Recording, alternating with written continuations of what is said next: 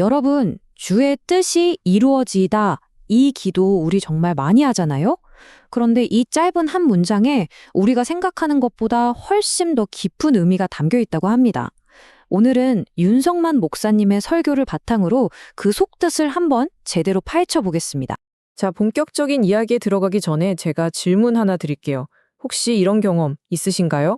나는 이미 마음속으로 답을 딱 정해놨는데 괜히 친구나 동료한테 이거 어떨까 하고 조언을 구하는 척 해본 경험?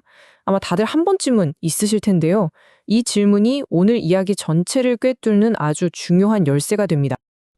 네, 바로 이런 때 쓰는 말이 있죠. 답정너. 답은 정해져 있으니 너는 대답만 해라 이거잖아요. 오늘 우리가 살펴볼 설교에서는요, 바로 이 답정너라는 개념을 가지고 와서 우리가 하나님께 드리는 기도에 대해 아주 날카로운 질문을 던집니다. 어쩌면 우리의 기도가 답정너식 기도는 아니었는지 말이죠. 자, 그래서 첫 번째 주제입니다. 답은 정해져 있는 기도. 이게 무슨 말이냐면요. 과연 우리의 기도가 정말로 하나님의 뜻을 묻는 걸까요? 아니면 내 뜻에 대한 확인을 구하는 걸까요? 윤성만 목사님은 바로 이 지점을 콕 집어서 이야기합니다. 우리가 종종 답을 이미 다 정해놓고 하나님과 마치 협상하듯이 기도한다는 거예요. 하나님, 제 계획은 이렇거든요. 여기에 그냥 도장만 꽝 찍어주세요. 하는 식으로요. 설교에 따르면 이런 기도는 사실 진정한 소통이 아니라는 거죠. 그저 내 계획에 대한 승인을 받으려는 시도에 불과하다는 겁니다. 좀 찔리지 않으세요? 아니, 그렇다면 우리가 구해야 할 하나님의 뜻이라는 게 대체 뭘까요?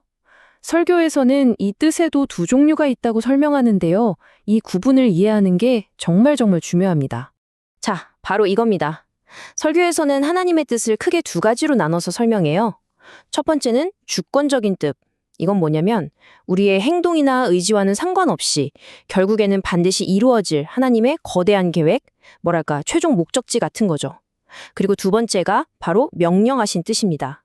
이건 성경을 통해서 우리에게 너희는 이렇게 살아라 하고 명확하게 보여주신 일종의 로드맵, 지침 같은 거예요. 자, 그럼 우리가 기도할 때 말하는 뜻은 둘 중 뭘까요? 바로 이 후자, 우리가 순종해야 할 명령하신 뜻이라는 겁니다. 그러니까 주의 뜻이 이루어지다라는 기도가 어차피 될 대로 되겠죠 하는 그런 체념적인 말이 전혀 아니라는 거예요. 오히려 정반대죠. 하나님의 그 크고 주권적인 뜻은 어차피 이루어질 테니 이제 우리가 바로 이 땅에서 하나님의 가르침대로 살게 해주세요 라고 외치는 아주 적극적이고 능동적인 순종의 다짐인 셈입니다. 아니, 근데 이상하지 않아요? 왜 굳이 땅에서도 이루어지게 해달라고 기도해야 할까요? 하늘에서는 이미 다 이루어지고 있는 거 아닌가요? 네, 맞습니다. 바로 여기에 설교가 지적하는 핵심 문제가 있습니다. 하늘과 땅 사이에는 거대한 간극이 있다는 거죠. 이 설교의 한 구절이 그 핵심적인 긴장감을 아주 잘 보여주는데요. 하늘에서는 하나님의 뜻이 완벽하게 이루어지지만 땅에서는 간극이 있습니다.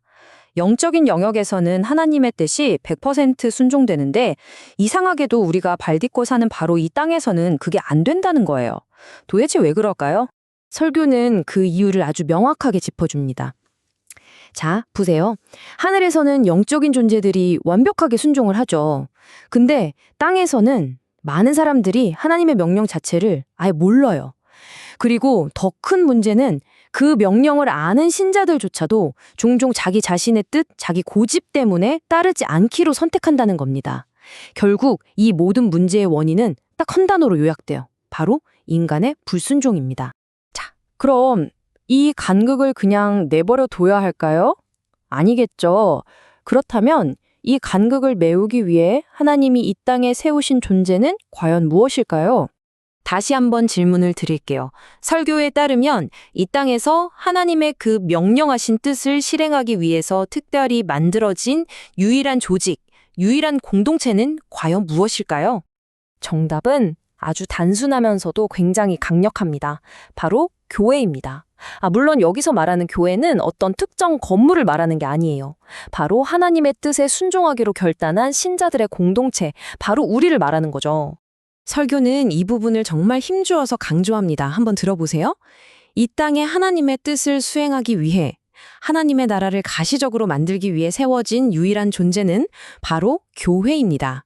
그러니까 교회에게는 이 땅에서 하나님의 뜻을 보여줄 엄청난 사명이 있다는 거죠. 자, 교회가 그 역할을 감당해야 한다면 그 교회를 이루고 있는 우리 한 사람 한 사람의 믿음은 도대체 어떤 모습이어야 할까요? 설교는 여기서 믿음의 본질에 대해 아주 중요한 이야기를 합니다. 믿음은 거래가 아니라 신뢰라는 거죠. 설교가 정의하는 진정한 믿음은요, 내가 원하는 답을 얻어내는 어떤 기술이나 능력이 아닙니다. 그게 아니고요, 결과가 어떻든 간에 하나님의 말씀에 따르는 것, 즉 순종, 그 자체가 바로 믿음의 궁극적인 표현이라는 거예요. 다시 말해, 믿음은 무언가를 얻기 위한 수단이 아니라 하나님과의 관계 그 자체라는 뜻입니다.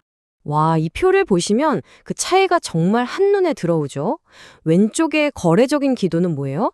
하나님, 제가 이렇게 기도했으니까 당신은 반드시 이걸 주셔야 합니다. 라는 식이에요. 하나님을 약간 자판기처럼 생각하는 거죠. 하지만 오른쪽의 관계적인 신뢰는 완전히 다릅니다. 응답이 제 생각과 다르더라도 저는 당신을 신뢰합니다. 결과가 아니라 하나님과의 관계 자체에 집중하는 거예요.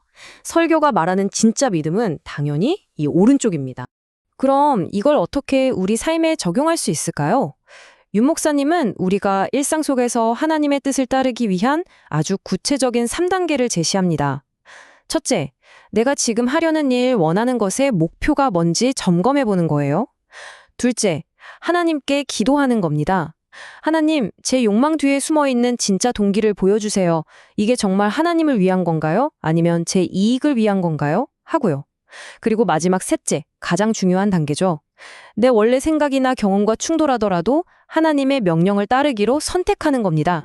그런데 여기서 중요한 점이 있어요. 설교는 하나님의 뜻을 따른다고 해서 무조건 삶이 편안해지고 모든 게 잘 풀릴 거라고 약속하지 않습니다. 오히려 정반대일 수 있어요. 하나님의 뜻대로 살기 때문에 겪게 되는 고난과 고통이 있을 수 있다는 거죠.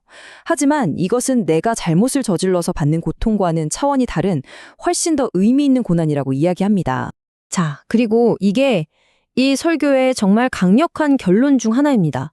단순히 하나님을 신뢰하는 사람, 세상은 그들을 감당할 수 없습니다. 이게 무슨 뜻일까요? 세상은 보통 가졌느냐 못 가졌느냐 이걸로 사람을 움직이고 통제하려고 하잖아요. 그런데 나의 행복이나 안녕이 그런 소유의 여부에 묶여있지 않은 사람, 오직 하나님 한 분만으로 만족하는 사람은 세상의 그 어떤 시스템으로도 감당할 수가 없다는 뜻입니다. 정말 대단하지 않나요? 결국 이 모든 이야기의 핵심은 이겁니다. 믿음이라는 건 내 뜻과 하나님의 뜻 사이에서 아슬아슬하게 균형을 잡는 게 아니라는 거예요. 그건 양다리 걸치는 것과 비슷하죠. 진짜 믿음은 내 뜻이라는 바를 완전히 빼서 하나님의 뜻에 온전히 기대는 겁니다. 전적인 의존, 이것이 바로 믿음의 본질이라는 거죠.